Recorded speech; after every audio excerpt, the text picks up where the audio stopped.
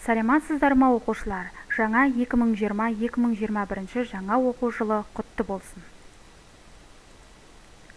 Бүгінгі алғашқы сабағымыздың тақырыбы компьютерде зиян келтірмей қалай жұмыс істеуге болады. Оқу мақсаты қауіпсіздік техникасы ережелерін сақтамаудың салдары туралы талдау жасау.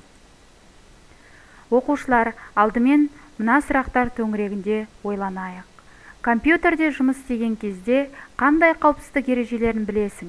Есіңе түсір. Қауіпсіздік ережелерін бұзу, сақтамау компьютерді пайдаланушыға қандай зиян тигізеді деп ойлайсың? Осы сұрақтар төңірегінде ойланып болсаң, келесі бейнематериалға назар аударуыңызды сұраймын. Қауіпсіздік техникасының ережесі және жұмыс орнын ұйымдастыру. Есте сақтаңдар. Әрбір жұмыс орнына адам өміріне қауіпті тоқ кернеуі жүргізілген. Жұмыс істеу барысында аса мұқият болған абзал. Компьютерлік сыныпқа ақырын, асықпай, бір-біріңді итермей, жиһаздарды және құрылғыларды қағып өтпей, оқытушының рұқсатымен ғана кіріңдер. Оқытушының рұқсатынсыз компьютерді қосып, өшірмеңдер. Біріктіруші шоғыр сымдардың ажыратқыштары мен қорек сымдарға тиіспеңдер. Экранға және монитордың артқы жағына тиіспеңдер. Жұмыс орнына бөгде заттар қоймаңдар. Сыныпқа сырттан адамдар кіргенде орындарынан тұрмаңдар. Құрылғы жұмысындағы ақаулықты өз беттерімен жөндеуге талпынбаңдар. Перне тақтаны таза, әрі құрғақ қолмен басыңдар. Пернені ақырын ғана басып, қатты соққы жасамаңдар және пернені басылған күйінде ұзақ ұстап тұрмаңдар. Есте сақтаңдар.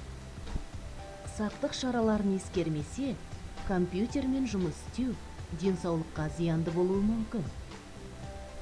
Денсаулыққа зиян келтірмес үшін, құрылғы бұзылмас үшін келесі қарапайым ережелерді сақтаған жөн.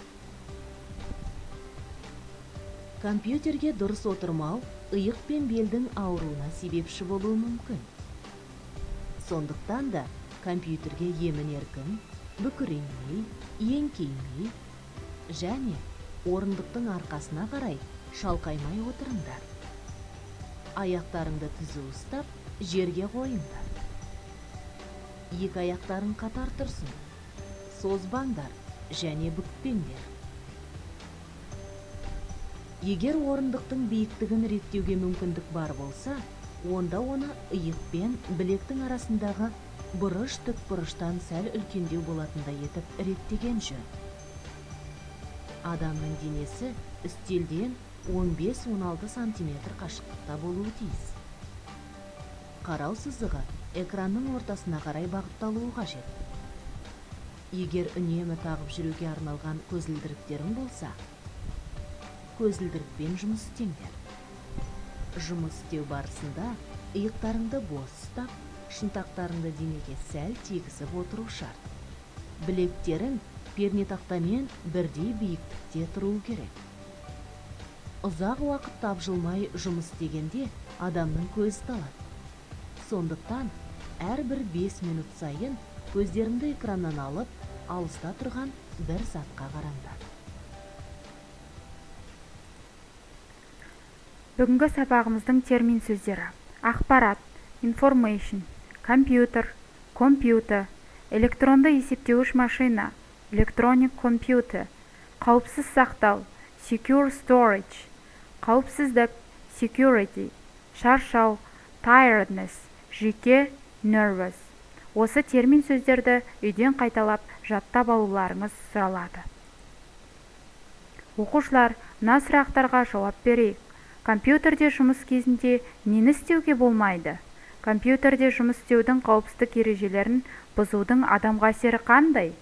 Компьютердің зиянды әсерінен қалай қорғану керек? Компьютерде жұмыс істеуді денсаулыққа зиян тигізбейтіндей қалай ұйымдастыруға болады? Бұл сұраққа жауап үшін сіздерге көзге арналған және омыртқаға арналған жаттығуларды ұсынамын. Бірінші, көзді әртүрлі бағытта қозғалту. Алысқа және жақын нүктеге кезек-кезек қарау. Екінші, 15 минуттан соң 2-3 минут алысқа қарау. Үшінші, 20 минуттан соң 2 шынтақты үстелге тіреп, алақанмен 2 көзді 1-2 минутқа жабу. Омыртқаға арналған жаттығулар. Әр сағат сайын омыртқаға арналған жаттығуларды жасау. Екінші, алға және артқа 1-2 минут еңкейіп шалқаю. Үшінші, 1-2 минут белді айналдыру. Оқушылар үйге тапсырма төтенше жағдай кезінде, яғни күйіп қалған жағдайда, тыныс тарылғанда, талып қалған жағдайда көрсетілетін алғашқы жәрдем көрсету әрекеттерін жазыңыздар. Сау болыңыздар.